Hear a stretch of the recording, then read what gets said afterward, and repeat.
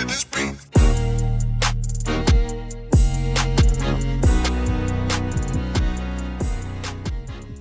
Welcome to another episode. Welcome to another episode of Gamecocks Talk with Captain Will. I am your man, Captain Will. Make sure you like, make sure you share, make sure you subscribe to Gamecocks Talk with Captain Will so I continue to bring you the gospel Gamecocks every single day. Ladies and gentlemen, boys and girls, you are now rocking with the best. And since you're rocking with the best, come rock with your man, Captain Will. We got to go today, y'all. I said we got a good one today, y'all. We are taking a step back. We're going to take a step back and breathe for a second and look analytically. Where does the South Carolina women's basketball team stands after 4 games? Where does Carolina stands after 4 games? Follow me on Instagram at Captain Will the OG. Follow me on Twitter at Gamecocks Talk, and follow me on YouTube. Of course, Gamecocks Talk with Captain Will. Hit the subscribe button, hit the notification key, so you get the update on whenever a new show drops. Like right now, let's talk some South Carolina women's basketball, the three-time national champions. Okay, so through 4 basketball games, South Carolina's 4-0. Obviously, just beat Southern California in LA, the real USC, so to speak. Beat them by double digits. Carolina right now is currently number 2 in that ranking. We have a strength of schedule of 122nd. 122nd strength of schedule after beating Bowling Green, after beating Grand Canyon, after beating Clemson, after beating Southern Cal. The schedule gets much tougher really, really soon. And we'll talk about all that. But currently, as it stands, South Carolina's net ranking is number 2, and the strength of schedule is 122. We've had some terrific basketball being played by South Carolina. We've had some players that have stepped up in roles that they haven't necessarily had to do before. Tessa Johnson is one of those players. She's played more minutes than anybody on the South Carolina women's basketball team, and it is showing. It is showing. She, freshman year or sophomore year, she came off the bench. Now she's a starter, and she is excelling with 33 minutes of basketball per game. That's a lot of minutes for anybody on a South Carolina women's basketball team. Now you see other teams where they average a bunch of minutes. They get those amazing stats. Where Carolina, as it stands right now, have multiple players that are averaging 27 minutes or more. Tessa Johnson is number 1 with that. 33 minutes per game. She's getting you 15 points. She's shooting 54% from the field on 11 attempts. She's shooting 47% from three-point line on 5 attempts per game. She is shooting the ball exceptional. She's getting you 5 rebounds. She's getting you 4 assists, 1 steal, 1 block. She's upwards of almost 3 turnovers per basketball game. So that needs to go down. But overall, offensively, Tessa Johnson is playing the best basketball of her career. She has an offensive rating of 126. She has a defensive rating of 74.7. She is amazing so far through 4 basketball games. Right now, she is 5th in the SEC in 3-point percentage. She is a sharp shooter. She is 7th in the SEC in defensive plus minus. She is 8th in the SEC in effective field goal percentage. She is playing terrific basketball. This is the Tessa Johnson that we envisioned when she arrived at South Carolina, 25th overall recruit. McDonald's All-American, 5-star player. She's playing well. 10th in the SEC in 3-point field goals. She's playing well.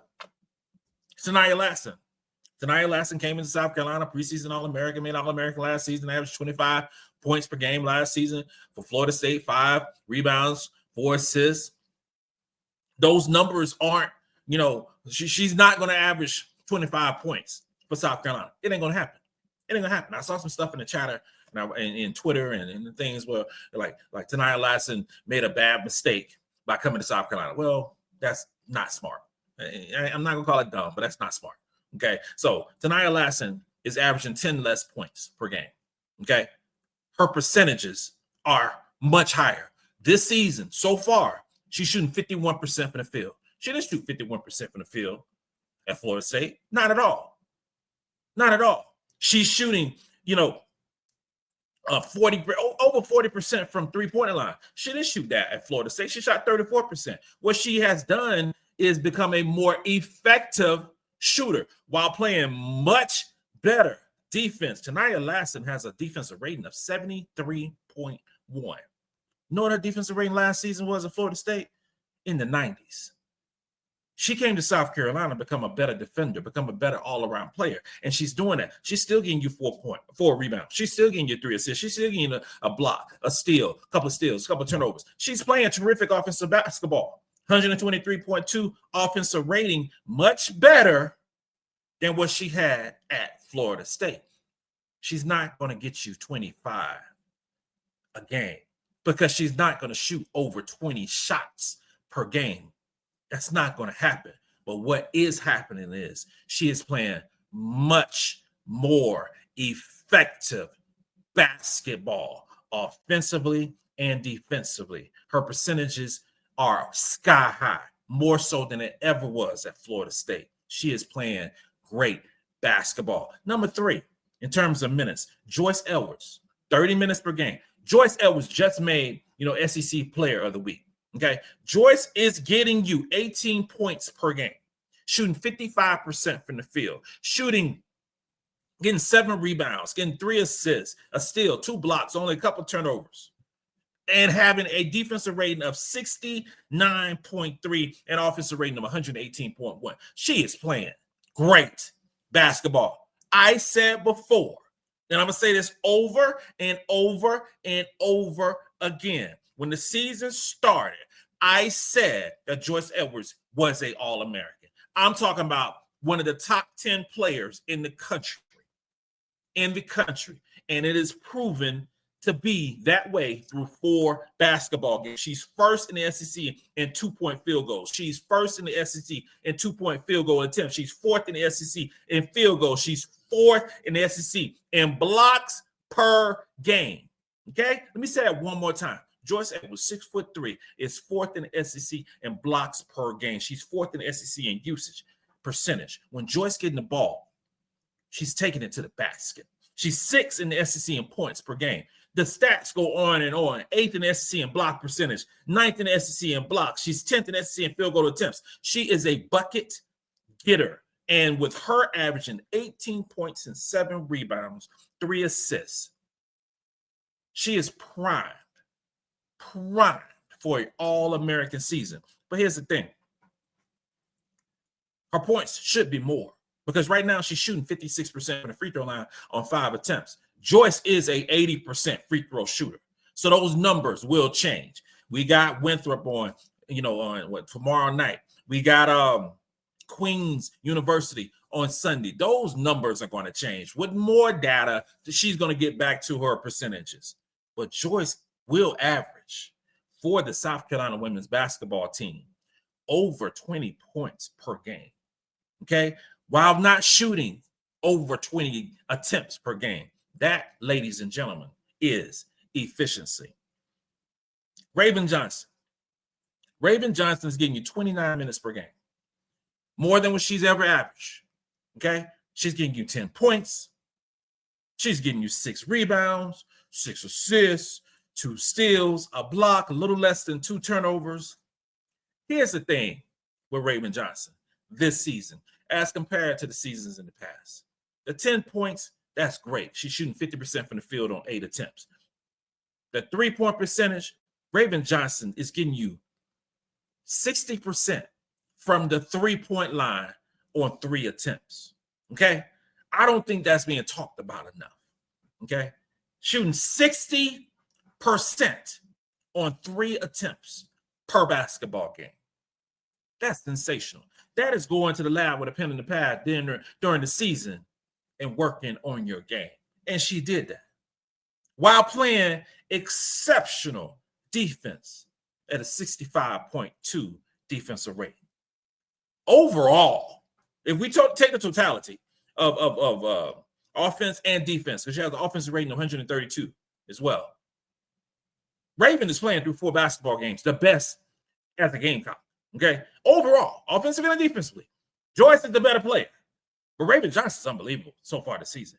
5th in the SEC, and let me change it up. 5th in the country in defensive box plus minus. Okay, 1st in the SEC in defensive box plus minus. 4th in the SEC in total assists. 4th in the SEC in assists per game. 5th in the SEC in assist percentage. She is playing great basketball. Great basketball. As we move on to bigger fish to fry later on in the season. Consistency will be the key for her. Consistency will be the key for Tessa Johnson. If they maintain what they are doing over 20 games, 25, 30 games, you're talking about multiple players being all SEC. Potentially, you're talking about multiple players being all Americans. Medina getting you 25 minutes per game, averaging a double-double, 11 points, 11 rebounds, an assist, a steal, a couple of blocks, only 1 turnover. Turnovers were an issue for her when she was in Mississippi State. The 51% from the field on 9 attempts, it worries me. It does, because you're talking about a player who's I want to say was 2nd in the SEC last season in field goal percentage. She's missing some shots that she normally would hit. I'm expecting that to change over the next few games. If she gets up to 60%, 62%, 65%, what she normally has done at Mississippi State, those 11 points turns to about 15 points, 16 points. And then she'll be averaging 16 points, about 12 rebounds. That's terrific basketball. Rebounding, which was a problem for South Carolina last season, isn't necessarily a problem over the past 4 games because of a player like 6'6" Madina. She's 3rd in the SEC in total rebounds. Total rebounds, 3rd. She's 4th in the SEC in defensive rating. She was, I think, want to say number 2 in defensive rating last season. So that has transferred over. She's 5th in the SEC in total rebound percentage. If she stays top 5 in the SEC in total rebound percentage while playing 25 plus minutes per game, she would potentially lead the SEC in rebounds this season if the percentages pan out. 7th in the SEC in blocks per game. In Mississippi State, she only averaged like a little over 1 block per game. Well, she's over 2 blocks per game now. Okay. Just being in this system. She's 9th in SEC in blocks per game. I mean, blocks, total blocks right now. That will change. That will increase. And she's just getting more comfortable, being a Gamecock. The anticipation of this upcoming season, this upcoming schedule as we move forward, because there are some big games that we have to talk about that's happening in a couple of weeks. But Carolina, which I mentioned was number 2 in net ranking, 122nd in strength of schedule, offensively, you're talking about a team that is number 4 in the country in 3-point percentage. That is where we were 2 years ago when we won the national championship. Our 3-point percentage plummeted this past season. Okay, right now we are shooting the 3 ball so well. We're 12th in the country in field goal percentage, 15th in offensive rating. That needs to change. It really does. That needs to increase. And a reason that we are 15th in offensive rating is, number 1, we're 106th in free throw percentage. Okay, number 2, we are 55th in turnovers per game. That is bringing down our offensive rating. And another one is we're 56 in 2-point percentage. All those things are bringing down our offensive rating. We are 12th in field goal percentage. We are 27th in assist to turnover ratio. We're 36th in assists per game. All those numbers are really good. But we need to improve our our 2-point percentage. And I think that's going to change with Medina, and we need to improve our free throw percentage. That's going to change once Joyce becomes gets back to being her normal self in terms of free throw shooting. Those things, because she goes to the line a lot. Tania Latson goes to the line a lot, but Tania has been hitting close to 80% from the free throw line. Tessa Johnson doesn't go to the line a lot, but she shoots a high percentage. And when you shoot 85, 88% from the free throw line, but you're only getting about a 1.3 free throws per game, it's not going to change that percentage that much. Free throw shooting will change. I believe that. Defensively, South Carolina is playing good basketball. Right now, we are second in the country in field goal percentage allowed. Second. We are second in blocks per game. It's a block party, and everybody's invited for the South Carolina women's basketball team. That's just a fact. We're seventh in three-point percentage allowed. So fourth in shooting the three, and seventh in defending the three. Even when we was top 3 in the country 2 years ago in shooting the 3 ball, we didn't defend the 3 well. But right now, as it stands right now, we're doing a great job. Defensive rating, we're 13th. That's not where it should be. And the reason why we are 13th in defensive rating right now on, what's today? November the 18th. The reason why? Because we are 270th in steals per game. We are not where we need to be in terms of steals per game as Gamecock years pass. That's just a fact. It's a fact. Everything else, 2-point percentage allowed, we're 14th. 3-point percentage allowed, we're 7th. Blocks, we're 2nd. Field goal percentage allowed, we're 2nd. 270th in steals per game. That needs to change. I want 10, 12, 15 steals tomorrow night against Winthrop. I want that. I want the same thing against Queens University. Get back to being the pesky defenders that we are.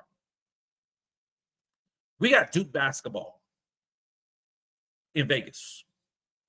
We potentially got UCLA or Texas in Vegas. But we got Duke first. Now, Duke is not what the doctor ordered early in the season. Duke is 3-2. 3-2. They often struggle. I called the Duke Liberty women's basketball game. I was on the preseason coverage. I was on the halftime coverage. I was on the post-game coverage. I was in the locker room with Kara Lasson. And thank you, Liberty University, for the opportunity to chop it up and be on the broadcast team that was on ESPN Plus. But their offense isn't what it should be. Defensively, they still play good ball. But Duke going to have to ratchet up offensively to compete with South Carolina. They're not in the AP poll, but they're 7th in the net ranking because they play some good basketball teams, and they're going to play some good basketball teams. Texas, number 3 in the net ranking. UCLA, number 5 in the net ranking. Terrific basketball teams that we're going to play. And next week, it's on. Make sure you have your Thanksgiving plans. I know Thanksgiving is all about football and blah, blah, blah. Thursday is about Carolina basketball.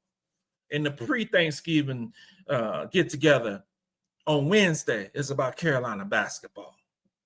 So for everyone who's going to Vegas, make sure y'all be safe. For everybody going to be at the crib, make sure y'all be safe as well. But we got some big-time basketball. We got some things to clean up. Like I mentioned earlier, there are some weaknesses on this basketball team. Thank goodness it's not rebounding. I didn't talk about rebounding because we rebounded the ball well. Right now, the steals. Because last season, we were 69th in steals per basketball game. We were averaging 9 steals per game. This season, I mentioned we're 270th because we're averaging 6.3 steals per basketball game. That has to change. There's some flaws, but there's some flaws that can be fixed. We got Louisville. Is it Louisville or Louisville? Louisville on December 4th. UConn blew the brakes off of Louisville, but they are a really good basketball team, and we are going there. Then we got conference play. The conference play games that I'm keeping my eye on. It's Texas on January 15th, Oklahoma on January 22nd, LSU on February 14th. Okay, the schedule ratchets up. Okay, it's going to be a fun time, but it's going to be a time that we have to acknowledge that there are some things to work on with this South Carolina women's basketball team. We just beat a top 10 team in Southern Cal, in LA. So that should be glorified. That should be talked about. And we talked a lot about that in the post game with me. But we're on to some other challenges with this basketball team.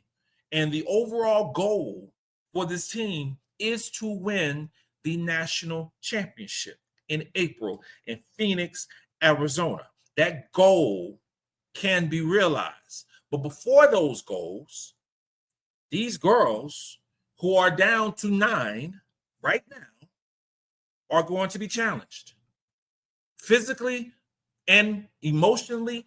And, you know, it's just tough when you're down to 9 players. Now, those 9 players are all 5-star recruits. Okay. I don't know when Maddy's going to come back. Hopefully soon. But we're down to 9 players. And even when she comes back, if and when she comes back, you're talking about a situation where she got to get right back comfortable again.